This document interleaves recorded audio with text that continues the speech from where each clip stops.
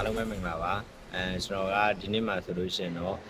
ဖုန်းတွေမှာပေါ့နော်မနေ့ကပြပြပေးခဲ့တဲ့အရေးကြီးတဲ့ IMEI တွေဘယ်နှမှာရှိရဲဆိုတာကိုပြပြပေးသွားမှာပဲဖြစ်ပါတယ်ကျွန်တော်တို့ဖုန်းရဲ့ IMEI တွေကိုကြည့်ချင်တယ်ဆိုလို့ရှိရင်ကျွန်တော်ဖုန်းရဲ့ဘူးခွန်မှာဆိုလို့ရှိရင်လည်း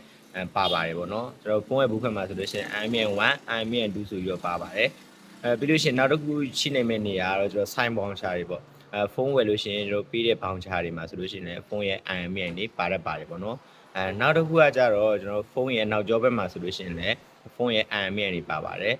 အဲ့နေရာလေးမှာဆိုလို့ရှိရင်ဖုန်းရဲ့ IMEI တွေတွားပြီးတော့ကြည့်လို့ရရပါတော့နောက်တစ်ချက်ကကြတော့ကျွန်တော်ဖုန်းရဲ့ setting ထဲမှာဆိုလို့ရှိရင်လည်းအပါဖုန်းထဲမှာသူ့ရဲ့ IMEI တွေပါပါတယ်ပေါ့နော်နောက်ထားရှိနေတဲ့တနေရာကျွန်တော်ဒီဖုန်းနောက်ကျောဘက်မှာလည်းမတွေ့ဘူးပေါင်ချမှာလည်းမတွေ့ဘူးဆိုလို့ရှိရင်တော့ဖုန်းရဲ့